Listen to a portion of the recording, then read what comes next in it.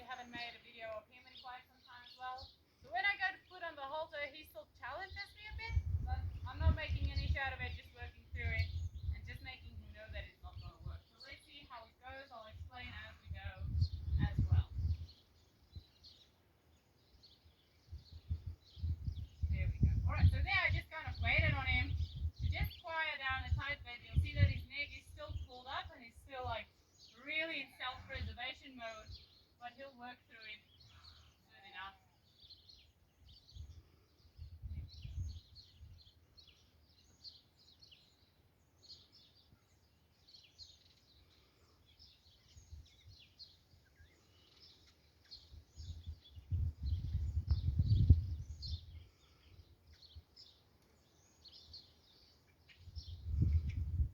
Right, so the same thing with Max. When I first put the halter on, he was also very stuck. It took me like 20 minutes just to get him to actually start walking and moving his front feet and back feet as well.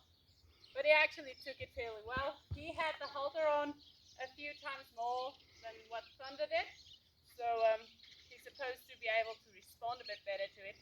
But every horse differs. So I also haven't started picking up his feet. My main priority with these two was to get them used to the halter and to pressure so that I can deworm them. So yeah, well, let's see how he goes with his feet.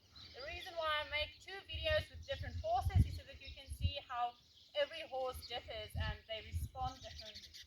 So first thing I do is just to rub him a little on his back. He's not liking it, but he's allowing it. There we go. Alright, so I'm just going to see if I can turn myself and him a bit this way so that you can see from the side what it is that I'm doing. Alright, again I'm going to work my way down gradually and see how it goes. If he stands still, good job. And then the same to the right hand side. He's a bit more braced on this side, but I'm not making an issue out of it. Just going to work him through it and see how he responds. Okay, going to work my way down gradually again. If he chooses to stand still, that's what I allow. But now the thing is, I'm not just going to leave him stuck in his feet, because that's actually what's happening here. I'm going to ask him to move his feet, just so that he knows that he still can.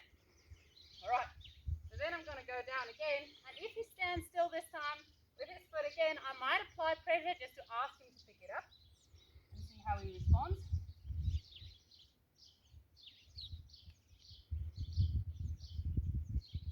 Good boy. Alright, so he responded very quietly, and he actually allowed me a lot there, and I made use of the opportunity. Good job. Right, same to this foot. You'll notice when I do the feet, I actually just work a bit, not careful, but caring. I don't want to give them a bad experience with having their feet picked up or anything like that, so I work with love and care, but not careful or careless. That's very, very important to remember. Same with this foot, I'm going to apply a bit of pressure.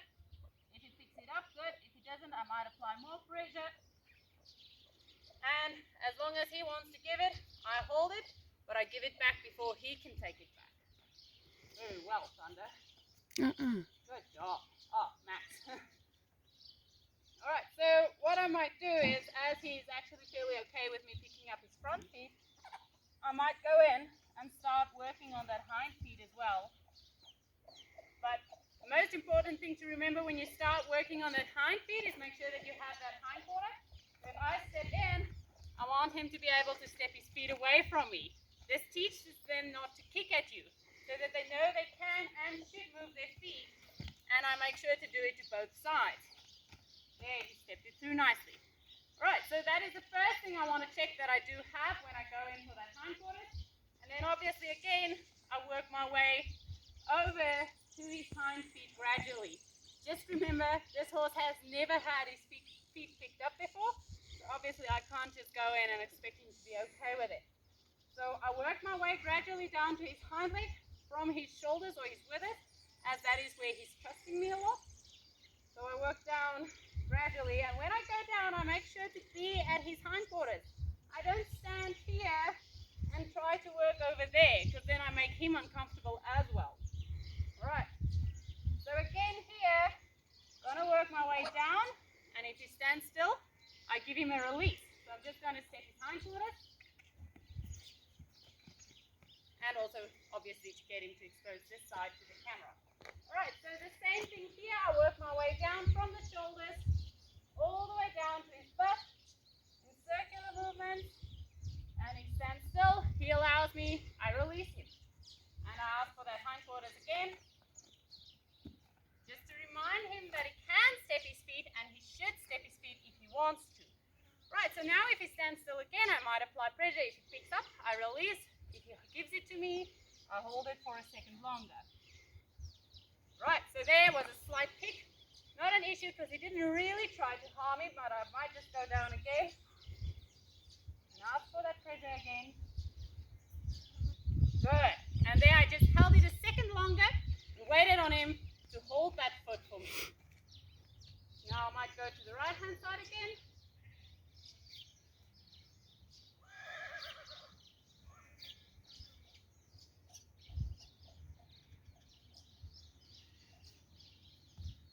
Good job. And that's it for today. So I'm going to release him there, and he stepped his hindquarters very nicely through there as well. So when I start working on the feet, I also don't want to work too much at once, because obviously it's a lot for them to actually allow you to do this, because you take like their entire life from them when you pick up their feet. So he did very well. I'm going to release him at this. Might work him a bit later again today.